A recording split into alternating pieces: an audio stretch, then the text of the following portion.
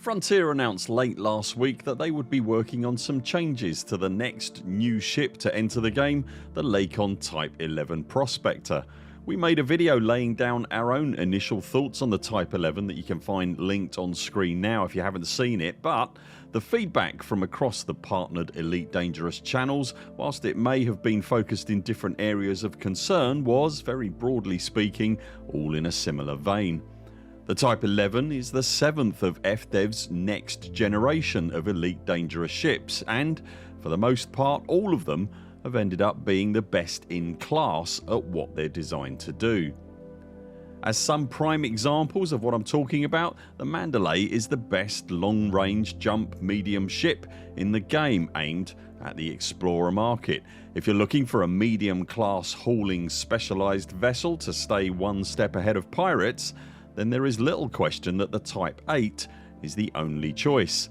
If you have designs on being a pirate vessel, then with its extended cargo hold and broad spectrum of hardpoint and optional module choices, the Corsair has to be a serious contender.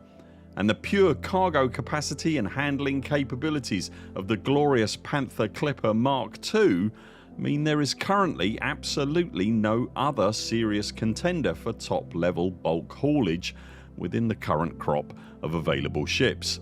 And for getting in and out of any settlement at considerable speed to facilitate an on foot raid, for my money there is no finer small ship than the Mark V Cobra. And for all these, this is without factoring in the inherent Supercruise overcharged stability that comes as part and parcel of the next generation ship experience.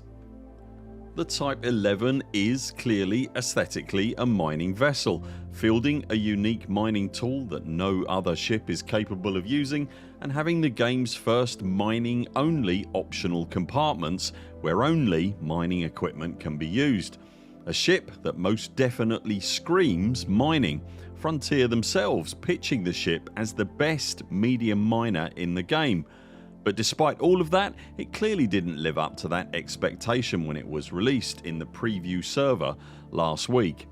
As a dedicated miner, when taken in context with its next gen peers, it was being broadly matched in its mining performance at the very least by some previous generation non-specialised ships, and that didn't ring quite right.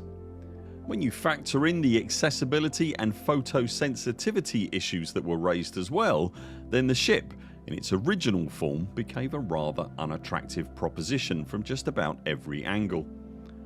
Frontier's quick and positive response to the feedback was really good to see, however, and yesterday we had another announcement saying that the required time to implement changes addressing these issues and to further test their effectiveness means that the Type 11 update will now be delayed until early next week. As part of the announcement, FDev also clarified more on what the planned changes will equate to, listing specifically an increase in the fragments per second the ship can mine and increasing the speed at which the ship's limpets travel, removal of the flashing light reflecting in the cockpit when using the mining volley repeater, audio rebalancing for the repeater, some tweaks to the ship's flight model and some other unspecified additional fixes. At a glance, the changes being proposed all sound very positive, and at face value they would certainly seem to solve most folks' problems with the T11.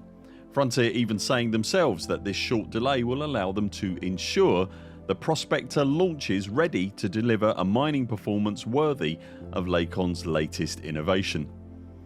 The proof of the pudding is, as always, in the eating, and if the opportunity to retest the ship appears before its full release, then we will of course grab it and report back right here.